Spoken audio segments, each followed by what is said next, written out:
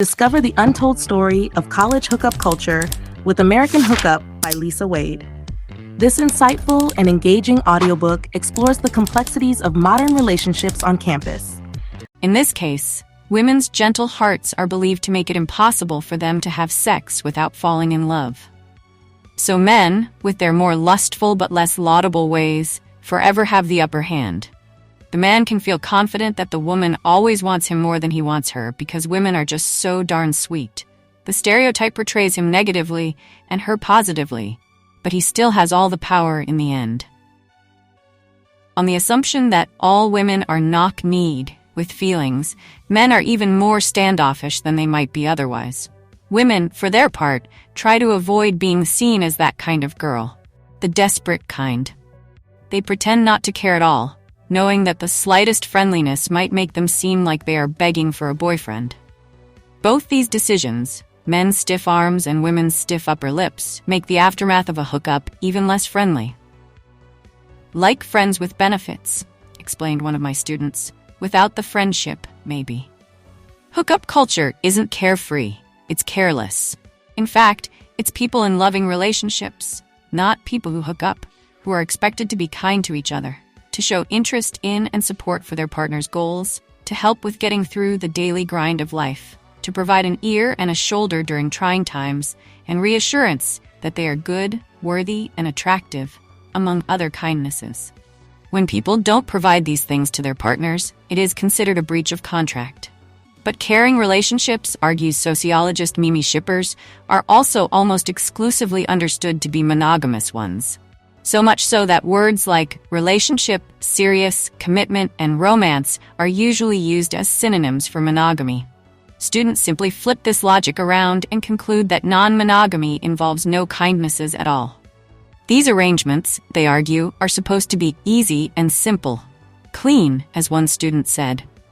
Students see two categories of engagement: hard and easy, caring and careless, emotional and emotionless, and nothing in between. But this isn't as functional as it might sound. It's one thing, after all, to have casual sexual encounters with someone with whom you are not in love, but it's entirely another to do so with someone who may have no positive regard for you at all. In hookup culture, it can be hard to tell the difference. It was Macy who articulated the most clearly how this felt. In high school, she'd had an enjoyable sexual debut with her boyfriend. They waited over 2 years to have sex, and once they did, their sex life was energetic and adventurous. We used whipped cream, she remembered, tied each other up, played strip blackjack or poker, had sex in the shower and bathtub, and other things. When she arrived on campus, newly single, she was hungry for more, and she brought not an ounce of trepidation. "I am very comfortable with releasing my inner beast," she purred. An excellent flirt with a sexy vibe, Macy was one of the most sexually active of my students. She was matter-of-fact about it. "I slept around," she said with a smirk. But she became increasingly frustrated. Plenty of men were willing to sleep with her, but no one seemed to want to be her friend. "Many times after," she wrote, "they just act like I don't exist." They avoided her or pretended not to know her at all. At Lehigh University, it's called the Lehigh Lookaway. Macy knew her own college's version of it well. "None of the guys here want to be my friend," she complained. "Only my fuck buddy." Over the course of the semester, Macy's disillusionment with hookup culture reached a higher and higher pitch. "They only want to fuck me and then be done," she wrote. "I am sick and tired of this shit. I am more than just a vagina. I am a human being." Men's treatment eventually began to eat away at her self-esteem. "Fuck my life?" she wrote exasperatedly. "It's pathetic. I am pathetic." Women at other colleges are having similar experiences. "Guys act as if nothing happened," wrote a Marist College student. "He shuffles by you without a second glance," complained a student at Indiana. "Men treat women like disposable beings," said a student at Tufts. "I was not worth being acknowledged, spoken to, or smiled at," recalled a student at Davidson College about the aftermath of her first hookup. "Girls feel that they should not even expect a text message from a guy after hooking up with them," wrote a student at Cal Poly in San Luis Obispo. "Women are particularly disgusted by how coldly men treat them, but men don't necessarily enjoy it either." One male student hooked up with 3 women in a row, only to be treated with indifference afterward. I am depressed, frustrated, and feel unrespected and worthless to the opposite sex, he wrote dejectedly. My gay male students sometimes had the same complaints. One said that his hookup partners invariably never speak to me again. Lincoln didn't mention how he treated Terrell the day after they shared Terrell's first kiss, but I suspect it was with a proper degree of indifference. Casual sex, though, doesn't have to be cold. If partners are invested in mutual consent and pleasure, and are gracious and friendly afterward, one could say they have been nice to each other. But somewhere students lost sight of this possibility. Instead, non-exclusive relationships are assumed to lack not only love, but all the kindnesses that come with it, both small and large. Students then are given two and only two choices, concludes Shippers: hookups with no strings attached, or monogamous relationships that come with interpersonal responsibility and fairness. The irony is that most college students actually want to be in a caring relationship. Of the students who filled out the online college social life survey, 71% of men and 67% of women said that they wished they had more opportunities to find a long-term partner. Despite their claims to be too busy and focused on their careers, students overwhelmingly find the idea of a committed partnership appealing, and in fact, many of them get what they want. Over 2/3 of college seniors report having been in at least one relationship lasting 6 months or more. Most of these relationships start as hookups. Rachel Kalish, a sociologist who studied student dating for her dissertation, found that dates do occur between college students, but the dates almost always come after they have been hooking up together for a while. Dates aren't how today's college students get to know each other. They're how the transition from casual sex to a potential monogamous relationship is signified. Hookup culture, then, has co-opted the process of relationship formation. When Kalish asked her students how they might form relationships without hooking up first, many were at a loss. If you don't want to hook up before getting into a relationship, said one of her female interviewees, good luck finding a relationship. Sad, but very true. They're probably fucked. Said a senior guide, this is college, get real. At some of the campuses, they call it backward dating. You have sex with a person, said a student at Dartmouth. Then if you like the sex, and you kind of like their personality, you ask them out. Or, as one of my students quipped, it all begins with fuck buddies. One of my students, describing the beginning of a relationship between two of her friends, explained, it began as a sexual thing, and they had to work backwards. All of the relationships I'm aware of started with a series of hookups, admitted one of my male students, including his own. Among my 101 students, 9 formed new monogamous relationships in the course of their first year. Students do form caring, committed relationships, but they do it delicately, having devised a whole series of baby steps designed to help them. Between the hookup and a monogamous relationship is talking, hanging out, being exclusive, dating, but not in a relationship, and a whole host of other statuses. I just don't know if, like, we hook up sometimes, or like, we're hooking up, wondered a male student one day about a girl he liked. Hooking up implies an ongoing arrangement, while hooking up sometimes suggests that any further hooking up is random instead of intentional. Talking and hanging out suggests that two people who are hooking up may also be seeing each other on purpose, in daylight, when they're sober. To be exclusive is to be hooking up only with each other, but without emotional attachment or accountability. As far as I can tell, dating but not in a relationship is an actual monogamous relationship between two people who don't want to use the word.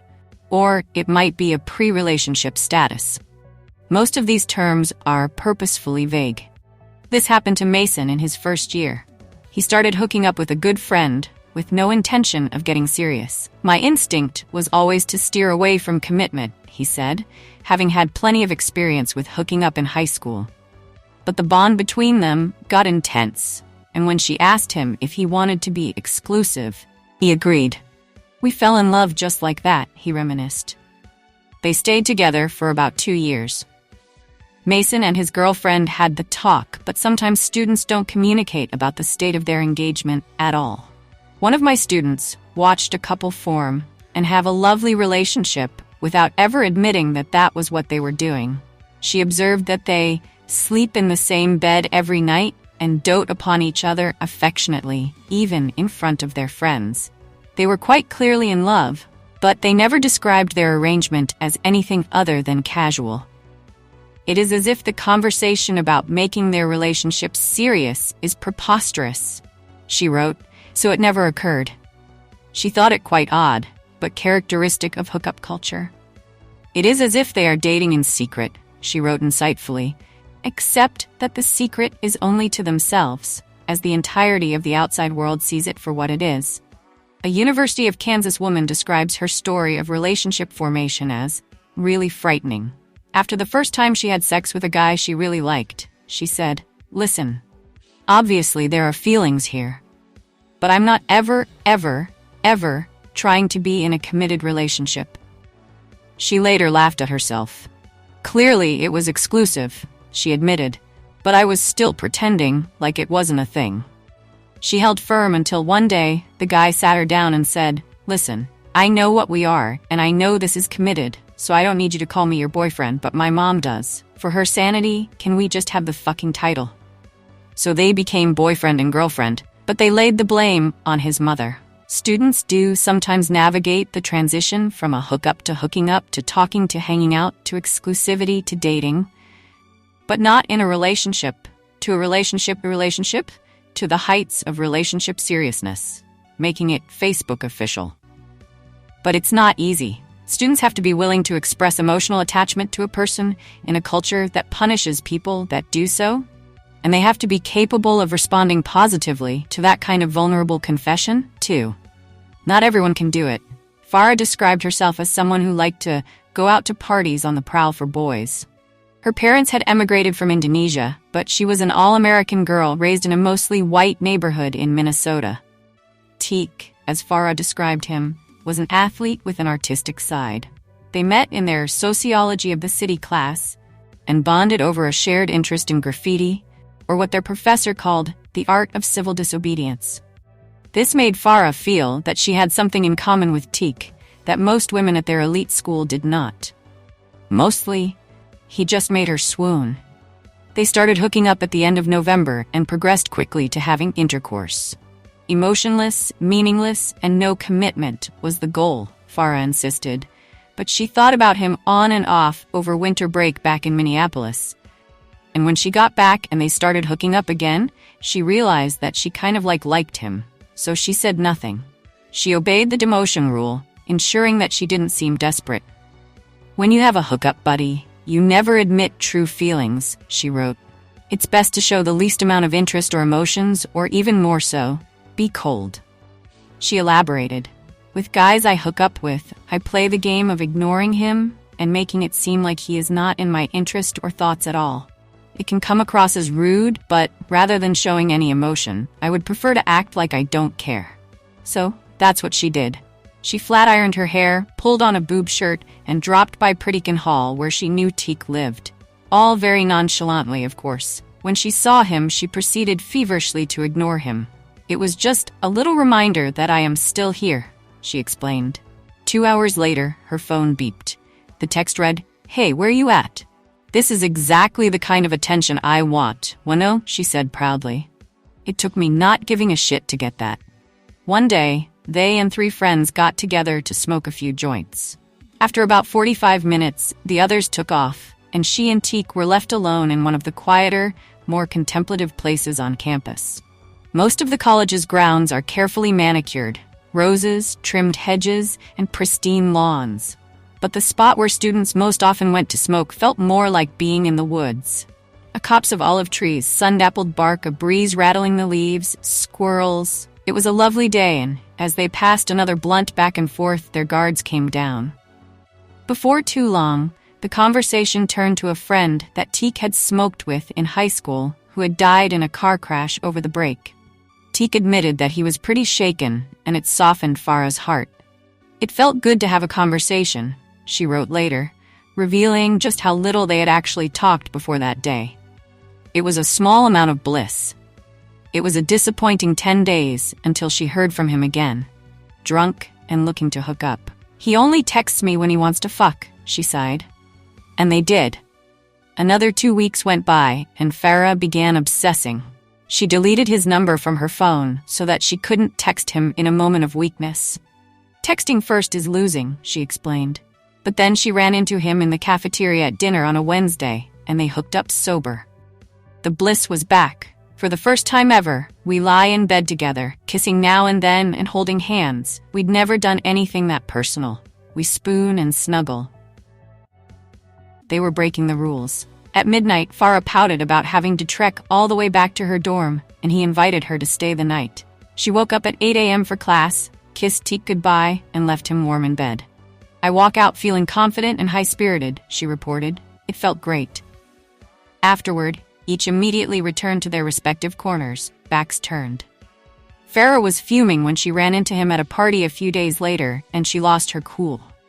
She asked him why he was being so bipolar about her, and he surprised her by shooting back the same accusation. He told me he was just showing me how much it sucks when I am so nice to him when it's just one-on-one time with us. But in public, I shut him off. It felt like my stomach dropped mang feets. The next day, he accused her of having what she described as the worst feelings a girl could have. He called her clingy.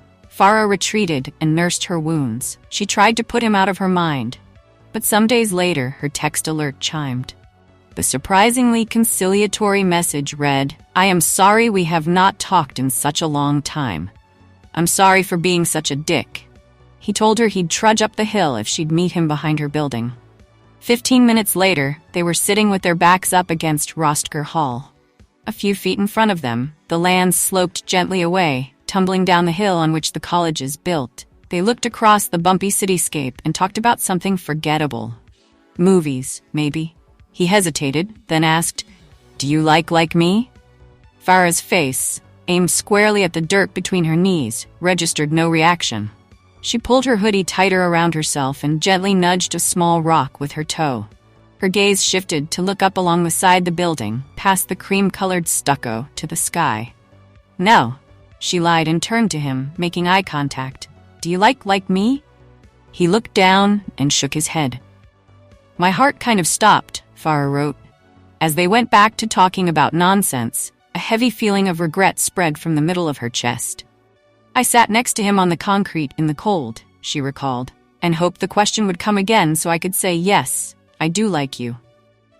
Fearful of being vulnerable and practiced at being hard, Farah had so perfected the art of hooking up that she couldn't stop performing it when she needed to. And the disappointment and hurt over what happened with Teak left her even more determined to protect herself. "Fuck love," Farah wrote after her affair with Teak felt genuinely and truly over. "It's easier not to give a damn." Teak tried to start something more meaningful with Farah, but she wasn't up to it, and I don't blame her. The more common practice of being treated unkindly leaves many students feeling closed off. "It's a cold, cold world out there," Farah said. When sociologist Rachel Kalish asked students if they thought hookup culture was good or bad for relationships, the majority said that it was bad. They felt that it made investing in other people feel unimportant, made sex seem less special, and interfered with learning how to be a caring partner. The skills needed for managing hookup culture, they noted, are in direct contradiction to the skills needed to propose, build, and sustain committed relationships. Perhaps most of all, students recognize that seeing feelings as negative could make it hard to experience them as positive. "It's just a relationship killer, I think," said one of her male interviewees in his first year, noting that the women he knew seemed numb. That numbness can build up over time through exposure to routine hookup culture dynamics, like the ones that shape Teak and Farah's affair. It is no doubt exacerbated, too, when students have experiences, still well within the rules, that aren't just meaningless, but downright mean. Men are frequently criticized for using unsavory language to discuss women, but some of my female students were quick to use derogatory labels, too, describing a hookup partner variously as a douche, tool, self-centered jerk, total asshole, huge player, and the biggest loser ever. One explained, "I have no feelings for him, so I do not feel bad when I think about the fact that I am actually just using him." She thought it was a double standard to insist that women weren't allowed to do so. Another simply stated, "I would have no problem just hooking up with an asshole. I don't care who they are." In some cases, students argue that sex with people they actively and intensely dislike is ideal because it all but ensures that they won't catch feelings. The sentiment was echoed by several women enrolled at the University of Pennsylvania. "We don't really like each other sober," said one about her regular hookup. "We literally can't sit down and have coffee."